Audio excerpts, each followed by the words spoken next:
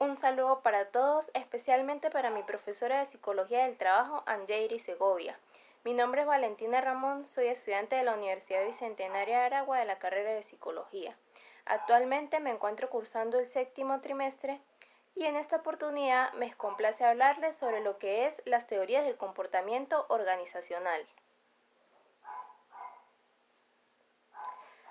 Pero antes de abordar lo que son las teorías, es necesario hablar sobre qué es el comportamiento organizacional. Cuando hablamos de comportamiento organizacional, nos referimos básicamente a lo que son las funciones de la empresa, la estructura, cómo se encuentra organizada y cuál es el rol que representa cada miembro. Como puede apreciarse en la imagen, se muestra una especie de mapa o de esquema que presenta cada empresa u organización de acuerdo a su modelo. Este básicamente contiene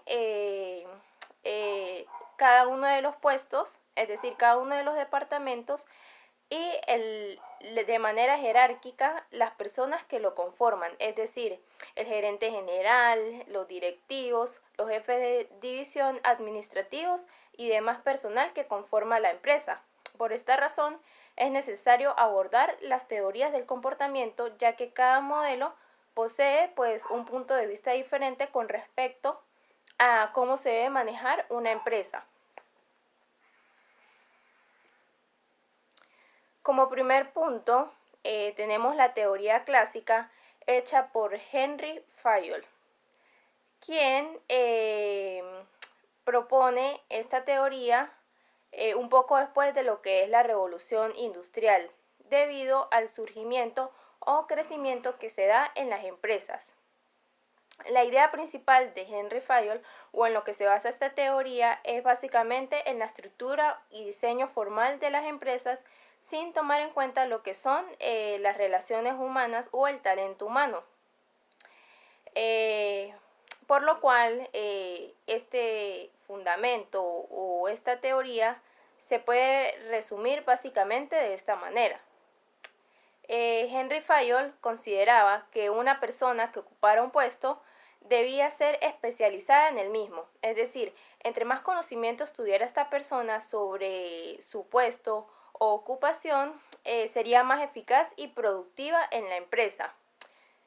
Por lo tanto, el puesto ya sería algo que quedaría fijo y de esta manera evitaríamos lo que es la rotación del personal. Por eso, este modelo tiene como principio lo que es la estabilidad del personal.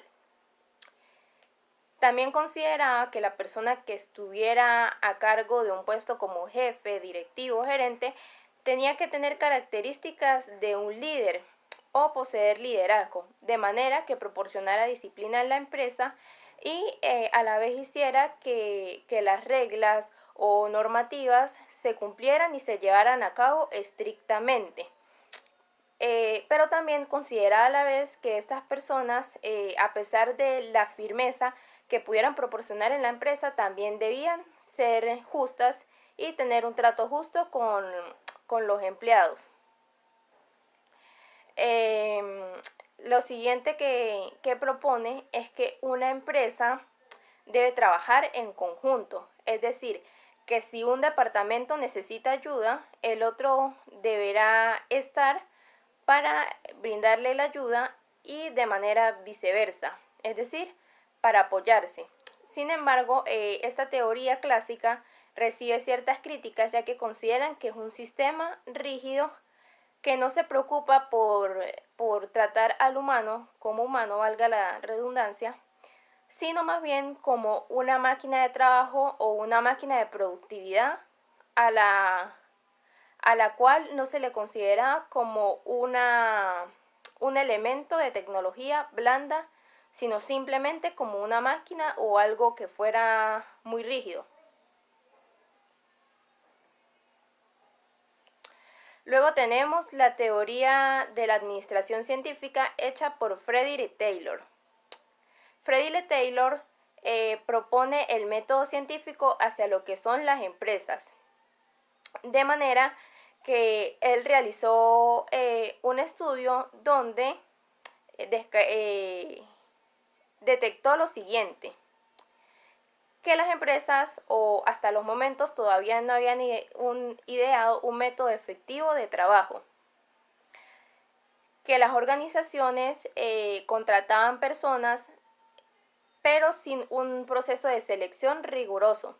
Es decir, que no estudiaban ni las actitudes, ni las capacidades, ni las habilidades de esa persona y por lo tanto lo colocaban en cualquier puesto, así esta persona no estuviera capacitada para ejercer o ejecutar el mismo.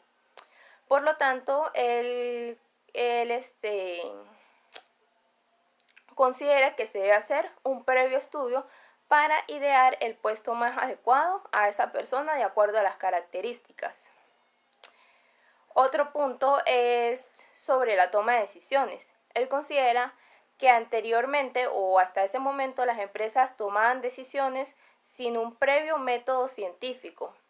Es decir, de que de repente no se estudiara la situación para tomar una determinada decisión, sino que se toma al azar y ya.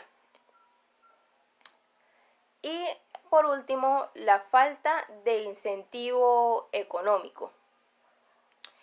En vista de ello, él propone los siguientes principios que se muestran en el material de apoyo. Reorganización del trabajo. Él decía que si un método o una manera en que se llevara el trabajo no daba resultados, tenía que innovarse.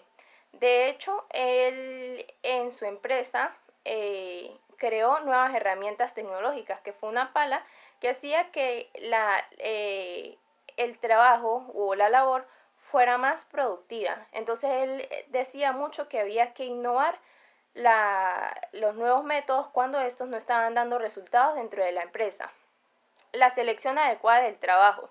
Esto era lo que hablaba anteriormente, que él decía que había que hacer una selección minuciosa para que la persona tuviera el puesto más ideal de acuerdo a las características y de esta manera esta persona se iba a sentir más motivada y más satisfecha con su puesto de trabajo, lo que por ende iba a aumentar la productividad de la misma. Cooperación entre el directivo y el plantel. Él decía que el directivo tenía que supervisar y brindar atención a los empleados de manera que si se estaba haciendo algo incorrecto, se brindara atención de inmediata para que se corrigiera ese error o esa debilidad. División del trabajo entre responsables y colaboradores. La división de trabajo consistía en que cada persona debía cumplir un rol específico y que ésta debía saberlo para que todos trabajaran en conjunto. Es decir, que si a uno le tocaba hacer la parte de nómina, que si a otro le tocaba la parte del bienestar laboral o la parte de los seguros, que es decir, dentro de una empresa es un ejemplo, que cada persona se dividiera el trabajo para trabajar en conjunto. Motivación de los trabajadores. Esta parte se refería al salario y básicamente él utilizaba la frase que se muestra en la lámina, un salario justo por un día de trabajo justo. Con esto él se refería que la persona iba a tener como motivación el salario, es decir, que si una persona en un día no fue productiva o no realizó las tareas que debía hacer ese día, no iba a tener un salario tan bueno como el de aquella persona que sí fue productiva y logró realizar todas las tareas. La teoría de las relaciones humanas. Esta teoría fue creada por el psicólogo Elton John y surge como paradigma o para dar respuesta a lo que es la teoría clásica. Como les voy a mostrar o les voy a relatar, esta teoría es totalmente opuesta a lo que es la teoría clásica, ya que se basa más en las relaciones humanas o en el bienestar humano que en simplemente ver a la persona como una máquina de trabajo. A partir de este momento es donde la psicología empieza a tomar relevancia en el ámbito organizacional, por lo cual Elton John plantea o sugiere los siguientes principios: sociabilidad, bienestar del individuo y desarrollo del potencial. Él decía que una persona se debía sentir a gusto en su puesto de trabajo, es decir, en lo que se desempeñaba, pero a la vez en el departamento debía existir las buenas relaciones con las demás personas que trabajaban allí. Es decir, que sus relaciones sociales debían ser buenas para que éste se sintiera motivado en su desempeño y a la vez se sintiera apoyado como parte de ser un ser social. Eh, lo que conducía a que la productividad fuera aún mayor. Es decir, el hecho de que la persona se sintiera bien en su desempeño laboral o en lo que hacía y que sus relaciones fueran buenas o el clima fuera favorable, iba a aumentar mucho más la productividad de la empresa. Además de ello, también decía que aparte de generar un clima de autonomía y confianza, era muy importante la disciplina. La teoría de los sistemas. Emery y Trich apreciaban la empresa como un todo, es decir, un todo que estuviera integrado en la relación entre la persona y la máquina, ya que considera que esta relación era interdependiente, es decir, que una dependía de la otra para generar cambios productivos en el ambiente o que estos fueran más eficaces. Esto quiere decir que, por ejemplo, una computadora, simplemente como computadora y sin la manipulación de una persona, es solo una computadora. Pero una persona con una computadora, con este tipo de elemento tecnológico, podía ser más productiva. Por lo tanto, las dos trabajaban en conjunto y hacían que el trabajo en una empresa fuera más eficaz. Gracias.